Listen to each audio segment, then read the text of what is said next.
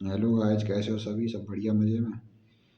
देखो, इस जो ये वीडियो होगी ना, तो इसमें 4 चैप्टर कवर कराए जाएंगे आपके, ठीक है।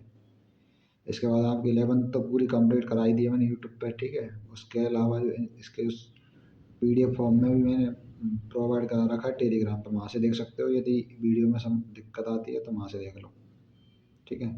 तो पहला चैप्टर अपना कौन सा? ऊष्मागतिकी। ऊष्मागतिकी में देखो, पहला है इसमें प्रथम नियम जो है ऊष्मागतिकी का, क्यू बराबर del U plus W. Q क्या? ऊष्मा है, डेल यू आंतरिक ऊर्जा में परिवर्तन, प्लस डब्ल्यू। डब्ल्यू यानी कि कार्य है, तो याद रखना बहुत इंपॉर्टेंट है। और देखो, डब्ल्यू एक्सटर्नल यानी कि बाह्य बाह्य कार्य है। मतलब एक तरह से भारी जो कार्य होता है ना, भारी, ऐसे कोई वस्तु है मान के चलो, उसमें बाहर से कोई कार्य किया जाता है, वो चीज़ है। तो डब्ल्यू एक्सटर्नल, एक्सटर्नल यानी बाहरी तौर पर, ठीक है।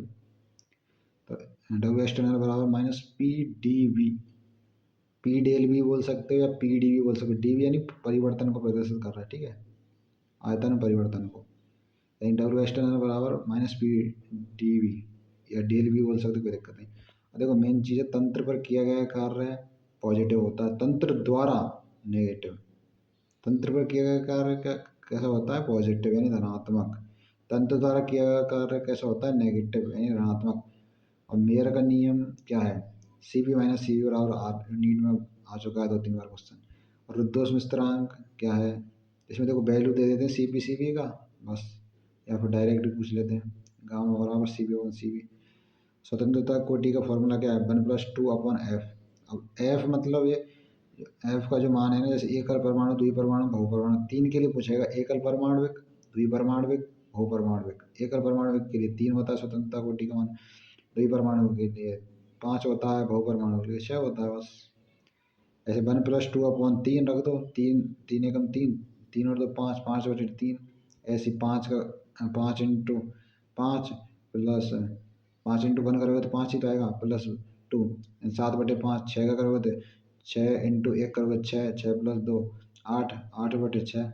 तो कोई दिक्कत नहीं, ऐसे याद रखना है ना। आदर्श गैस समीकरण, ये तो इम्पोर्टेंट है, पी वी बराबर एन आर टी। इससे देखो एक फॉर्मूला बन सकता है, पी एम अपॉन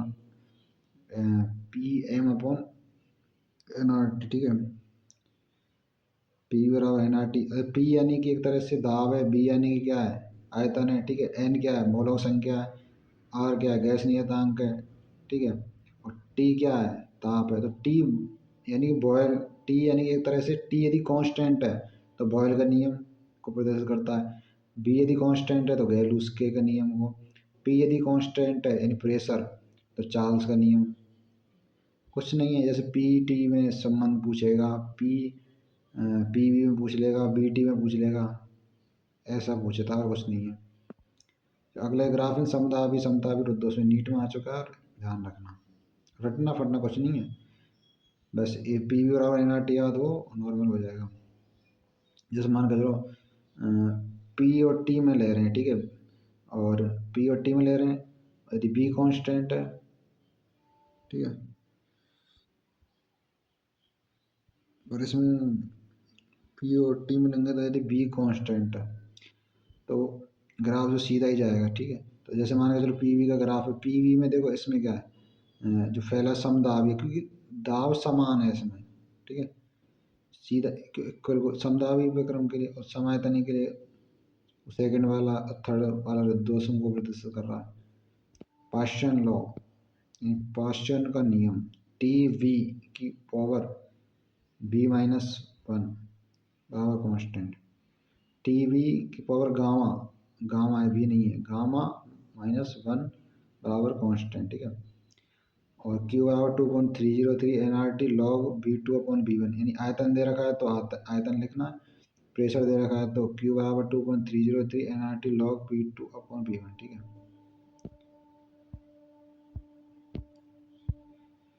अब अगला चैप्टर अपना अनुवर्तिक सिद्धांत, पी एम बराबर रो आर टी, वही है, पी बराबर एन आर टी, ऐसे पी एम बराबर रो आर टी है। अगला है पी बराबर एन के वी टी, और अगला है पी बराबर 1/3 mn/b इंटू B−2, ठीक है। और अगला है पी बराबर 1/3 रो इंटू B² बाहर है, ठीक है। तो पी एम बराबर रो आर टी इम्पोर्टेंट है, पी वी बराबर एन के वी टी भी इम्पोर्टेंट है, वर्ग माध्य मूल मान का जो फॉर्मूला इम्पोर्टेंट है। एस आर एम एक्स पूछ सकता है, बी आर एम एक्स भी पूछ सकता है, ठीक है। आर एम एक्स मतलब वर्ग माध्य मूल मान, ठीक है। यदि बी आर एम एक्स में होता था वर्ग माध्य मूल वेग, तो वो चीज़ फॉर्मूला याद रखना, एस आर एम एक्स बराबर रूट में X one square plus X two square plus में X three square dot dot X N square, ठीक है, बटे में एन। जितने एक्स हैं, जैसे एक्स की संख्या वो एन कोई प्रदर्शित करती है, मान के चलो 4 एक्स के मान दे रखे तो 4 लिख देंगे, 5 दे रखे तो 5, 3 दे रखे 3, 2 दे रखे तो 2, 1 दे रखा तो 1, ऐसा करके ना। ऐसे इसकी जगह बी आर एम एक्स भी दे सकता है, तो B one square plus B two square plus B three square plus B dot dot B N square, और उस बटे में वो जितने दे रखे, जैसे 3 दे रखे तो 3 बी के मान, ठीक है, 4 दे रखे 4, 5 दे रखे तो 5। मतलब U R M X B F U average U M P S, इसमें सबसे ज़्यादा मान है यू आर एम एक्स का, फिर उसके बाद है यू एवरेज का, फिर उसके बाद U M P S. NEET में बहुत बार क्वेश्चन आ चुका है। बाकी इन फॉर्मूला को याद रख लेना, जैसे यू आर एम एक्स बराबर रूट में 3 RT अपॉन एम, और यू एवरेज रूट में ART 8 RT upon pi M, ठीक है। और अगला है रूट में यू एम पी एस है रूट में 2 RT अपॉन एम, याद रख लेना, कोई दिक्कत नहीं है। और इसमें के भी आर टी लिख रखा है, तो इसमें के भी आ जाएगा बस। ऐसे रूट में 3 K B upon M, U average का क्या रूट में 8 K B upon pi M, और यू एम बी एक्स का रूट में 2 RT अपॉन एम। ऊर्जा का समविभाजन का जो नियम है 1/2 RT या 1/2 kV, याद रखना है। और देखो माध्य मूल पथ मुक्त पथ, सॉरी माध्य मुक्त पथ, भाई इस पर बहुत बार क्वेश्चन आ चुका है, ठीक है। फिजिक्स में भी आ जाता है यहाँ से क्वेश्चन, और केमिस्ट्री में आ जाता है। तो जो एल का मान है ना, वो डी स्क्वायर की व्युत्क्रमानुपाती है। डी स्क्वायर क्या है, ये अणु का व्यास है, ठीक है, ध्यान रखना। यानी एल व्युत्क्रमानुपाती 1/रूट में डी स्क्वायर, या एल बराबर है 1/रूट में एन स्क्वायर, ठीक है, दोनों चीज़ याद रखनी है। अब अगला चैप्टर दोलन, ठीक है।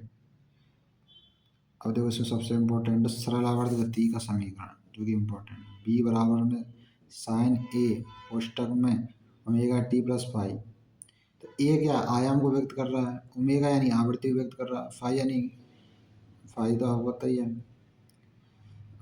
कलांतर। देखो इसमें फाई कलांतर नहीं है, ठीक है, कलांतर इसमें ओमेगा टी प्लस फाई पूरा ही माना जाता है।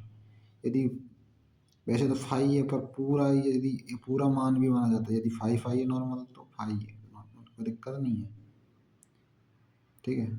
ऐसे इसकी जगह आ जाए 2 पाई एफ, तो 2 पाई एफ, तो वो है कि 2 पाई एफ फाई है ना, ये कलांतर है होने को, ठीक है। फाई जगह 2 पाई एफ 2 पाई एन, नीटा एन नहीं होता नीटा होता, 2 पाई नीटा, नीटा यानी आवृत्ति, तो वो चीज़ है। तो फॉर्म याद रखना है। सरल रेखा में वेग बी बराबर A omega cos omega T plus phi, B बराबर में प्लस माइनस ओमेगा रूट में A square minus X square है। टोटल एनर्जी 1/2 k² है, ठीक है। अब आगे और जैसे जो कंडीशन है दो, एक है इस मात्रा के साइड में लिख रखे हैं ना मैंने, फर्स्ट मात्रा के, फिर मुख्य स्थिति, फिर सामने मात्रा में जैसे विस्थापन, बल, स्थिति ऊर्जा, कुल ऊर्जा, त्वरण, इनका मान तो 0 होता है मुख्य स्थिति पर, ठीक है। और वेग का मान मतलब 0 नहीं होता, ना ही काइनेटिक एनर्जी का मान 0 होता है मुख्य स्थिति पर। वेग का मान होता है ए ओमेगा, ए इंटू ओमेगा, ठीक है। गतिज ऊर्जा का 1/2 k² होता है। साम्य स्थिति पे देखो वेग और गतिज ऊर्जा शून्य होती है, और विस्थापन का मान ए होता है, बल का मान के इंटू ए होता है, स्थिति ऊर्जा का 1/2 k² होता है, कुल ऊर्जा का 1/2 k² होता है, त्वरण का ए ओमेगा स्क्वायर। और सरल लोलक का आवर्तकाल टी बराबर 2 पाई रूट में आर अपॉन जी, तो टी बराबर 2 पाई अपन रूट में एल जी, ठीक है। और इसके अलावा जैसे श्रेणी क्रम समांतर क्रम, श्रेणी क्रम में टी बराबर 2 पाई रूट में एम कोष्टक में 1 plus K1 plus K2 plus K3 dot dot Kn, ठीक है। जितने भी हैं मतलब क्रम में जुड़ रहे हैं, ऐसे तीन K1 K2 K3 जुड़ रहे हैं, या फिर K1 K2 K3 K4 जुड़ रहे हैं, तो उसके अकॉर्डिंग कर लो, कोई दिक्कत नहीं। समान रख दो और कोई वो नहीं। और जैसे समांतर क्रम के लिए टी बराबर 2 पाई रूट में M upon K1 plus K2 plus K3 dot dot Kn, ठीक है।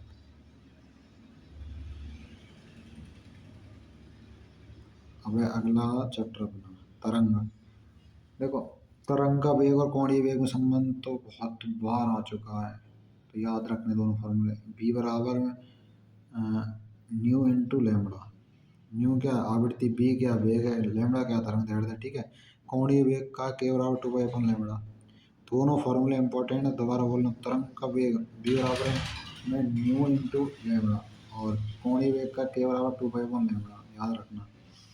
अब देखो वेग में तीन कंडीशन है, ठोस द्रव्य गैस। तो ठोस के लिए देखो v बराबर में ओमेगा अपॉन रो, द्रव्य के लिए v बराबर में बीटा अपॉन रो, और गैस के लिए v बराबर में रूट में p अपॉन रो।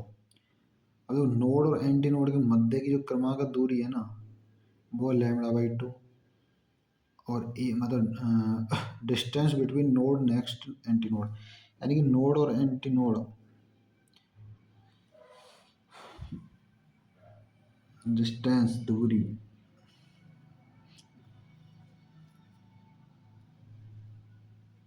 वहाँ पर क्रमागत दूरी, ठीक है ना। Distance between node next anti node, यानी कि नोड और अगले जो एंटी नोड है ना, उनके मध्य दूरी है, वहाँ पे क्रमागत दूरी। यहाँ पे नोड और एंटी नोड के बीच जो दूरी है,